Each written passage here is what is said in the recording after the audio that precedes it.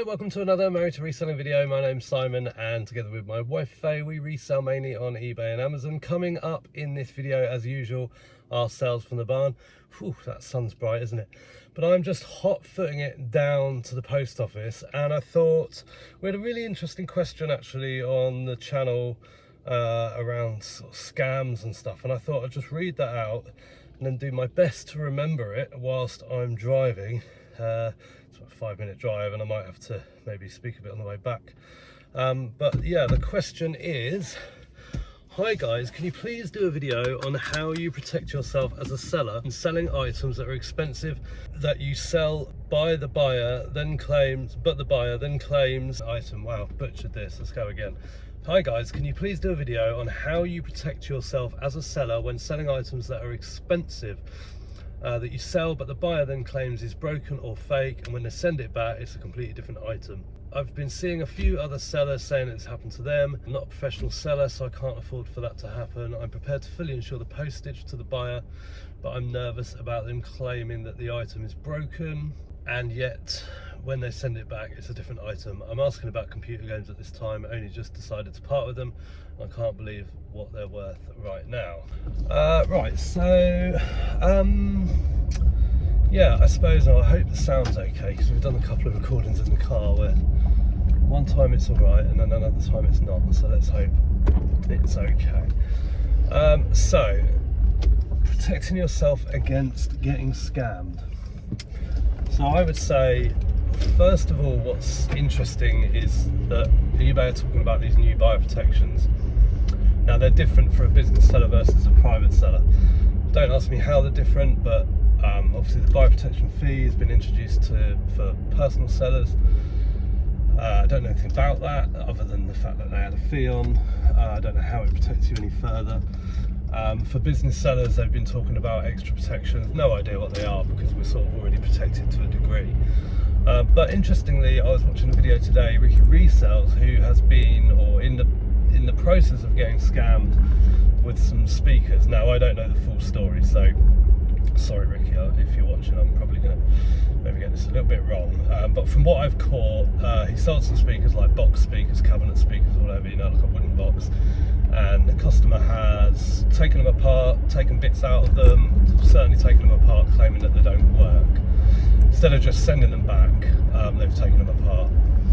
And I think that case, the buyer opened a case. The moment the buyer opens a case, the issue becomes between the seller and eBay, and then it's down to whatever eBay do. And usually what would happen in that circumstance, unfortunately, is that eBay will side with the buyer and say, really sorry, you know, that's what the buyer's claiming. You can, if you're a top rated seller, you can refund only up to 50%, so you can keep half the money, but otherwise it's tough. What's really interesting about Ricky's video was that he phoned up eBay. Waving someone over a dodgy junction. Yeah, he phoned up eBay and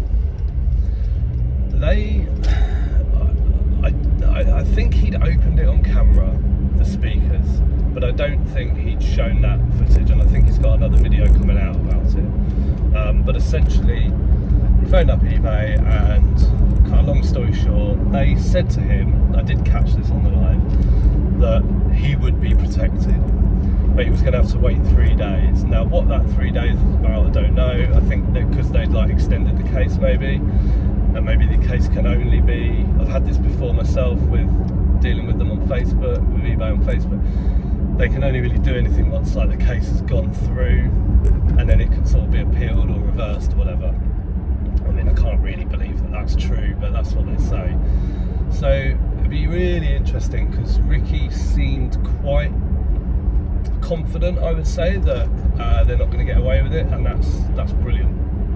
In terms of how you can protect yourself in advance, I mean, that's really tough, because at the end of the day, people look for ways of scamming. So if something's not clear in a description, or I always wonder why people, when they take pictures of like DVDs or something, quite often like the edge is cut off, like they haven't, or whatever object it might be, and they don't show it all. And I always think that that's a bad move, because the buyer's thinking, what are you hiding? That anyone looking at that item might think, why have they not, God, that's so, why have they not shown all of the item? Is there like a big scratch or whatever on it? But actually that can work the other way. Scammers can look at that and think, yeah, that bit has not been shown, so I can make up a lie about that part of it and claim it's not as described or whatever. You know, people talk about like UV pens and void stickers and all that, but the bottom line, eBay, as far as I know, and this is why the Ricky's one will be slightly interesting, because certainly, you know, it used to be eBay don't care about any of that stuff. You can't prove, even though even though you can say it didn't have the UV pen or it didn't have the mark or whatever, you cannot prove that to eBay, or it's just your word against their word. Like when people open parcels on camera, you know, you can't 100% prove that that is the exact item that customer sent back. It's just the way it is, because it can be faked. So how can we protect ourselves? Well, I would say first and foremost, make yourself look professional, even if you're a private seller. So make sure the listings are, you know, that they look good, that the photos are good, because those are the sort of people that scammers prey on. So if you like open a new eBay account, that's all, you know, you get so much scam attempts, because they're preying on those that they perceive are weaker. But really, ultimately, you know, for computer games and stuff, all you can do is photograph it as well as you can, describe it as well as you can, and you know, there's things that you can do on your eBay account. I think you can probably do on a personal account, where you can sort of restrict the type of buyers that buy from you. So people that have, I think it's like left so many negative feedbacks in their last month, or people that haven't paid for stuff or whatever it is. So that could probably help a little bit. Also, there's Facebook groups for there's one called Blocked eBay Buyers or something UK, and you can go in there and do a search, and there's quite regularly the same culprits that are getting named in there. So they name eBay accounts. So, you know, you could do a search for computer games and add some of those to your block list if you wanted to. Other than that, if it's a really expensive item, I might contact a game seller who is, you know, maybe got a lot of experience selling those particular items, and maybe offer it to them, reduce your risk a little bit, offer it to them for a good price. Maybe that's an option. I'm just putting it up now. So yeah, it is a tough one. Scammers, you know, they are clever. They're not always cleverer than sellers, and they try it on. You know, we had some plates recently where the buyer said they were fake. They were vintage plates from a tea room. You know, it was a £30 sale. Return case opened, plates are fake. And they weren't fake, they were probably just a different, you know, age, etc. to what they already had. So, you know, we just went ahead and said send it back. Yesterday is the last day that they can send it back, and the case is now timed out, and that case has been closed. It's sort of in our favour. It just means it's just been closed. So yeah, I don't know if this has been helpful at all.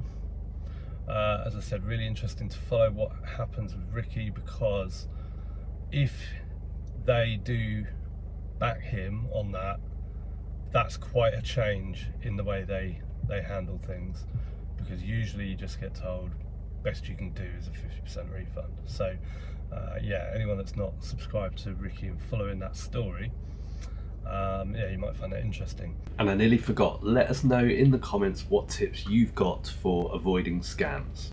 Anyway, let's go and have a look at some sales from the barn. I'm going to go and drop off the post, and I'll see you in a mo. Crate 13. Yes. A vintage Bilton's bowl, ceramic, white, with a double blue ring.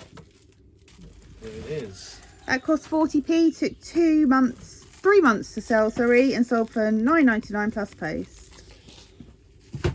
Then we've got Toy Tub. Yeah. Vintage Hasbro Disney Wuzzles Hoppopotamus from 1985 figurine. It's turquoisey blue. Yep, that cost 3p. Took a couple of weeks to sell for £7.99 plus post. Then we've got crate 26. Yeah. De Porcelain Flair collector's plate, 2 of them, blue and white, Dell.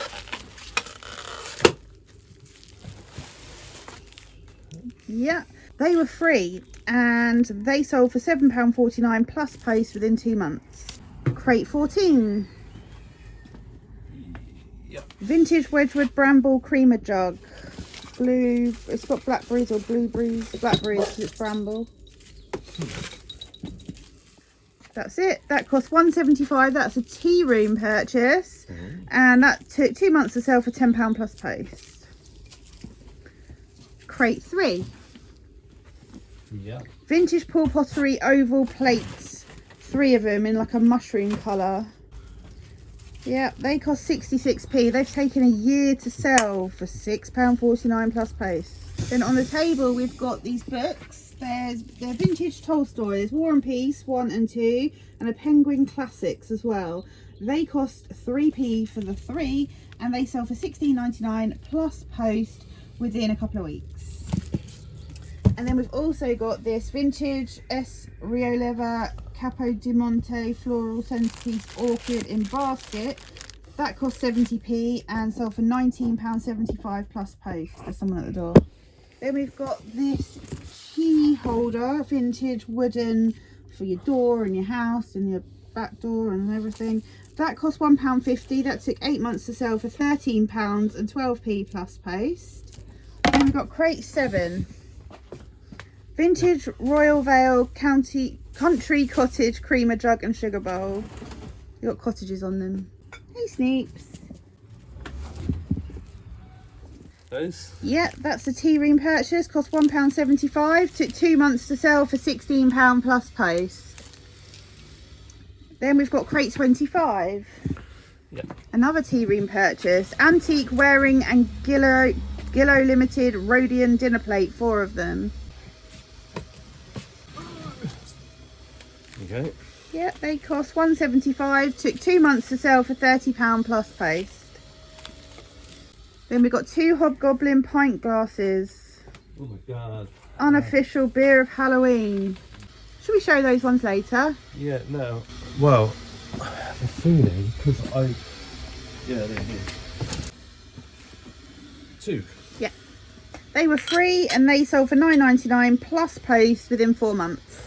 Did that lady message because she just like smashed one of her husband's glasses or something? Something like that, yeah. Then on the table we've got this La Cafetiere 8 cups coffee French press. That cost £1. Took 2 months to sell for £15 plus post. Then we've got crate 6. Yeah. Ilanit hand painted art glass vase from Jerusalem, pink and purple watercolour. That one? Yeah, that cost 70p. That took 4 months to sell for £11.51 plus post. It's very light, so it's very thin glass. Then we've got this little tiny troll poking out. He was free. Took 4 months to sell for £1.50 plus post, but it's going to someone that's bought other things as well. So Yeah, bought that and the thing. that watercolour vase. Oh yeah. Something else. Cool. Oh, my shoe just fell off. Then on the table we've got these vintage Anchor flip photo albums, 5 of them. They cost 3p for the lot and they sold within a week for £29.99 plus post. And then also on the table we've got this photo frame from Next. It's got blue velvet on it. That was 3p. That took a couple of weeks to sell for £9.99 plus post. Now, if you don't know, we have a Facebook group for board games, spares, giveaway or swap for resellers, collectors. So if you buy a board game to sell and it's missing pieces, you might just get it on this group. I've got lots, shown them before. But we had a message from William and he is looking for downfall pieces, which I showed quite recently in a video. So let's see if we've got them. Picture that in here. There they are. So what does he need? He needs, what's it look like? 2 orange. Now the sets through the years are different. On one hand, oh jeez, there they go. So as I was saying, the sets, there can be different colours. It could just be his picture, or it could be these. So we'll write to William and we'll see if any of these are any good for him.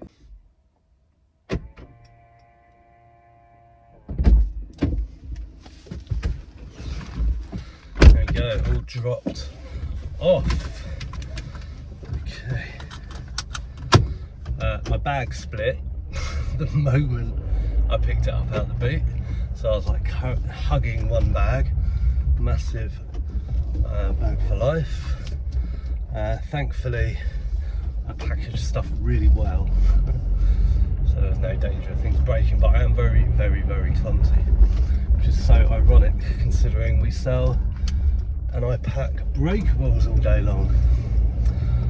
So just going back to the subject in hand, I would say it's really tough. There's no way to sort of completely 100% protect yourself against scammers. If you have a bad feeling about a buyer, or have a bad feeling, you know, before a sale, after a sale, during a sale, just think about your options at that stage. Speak to eBay.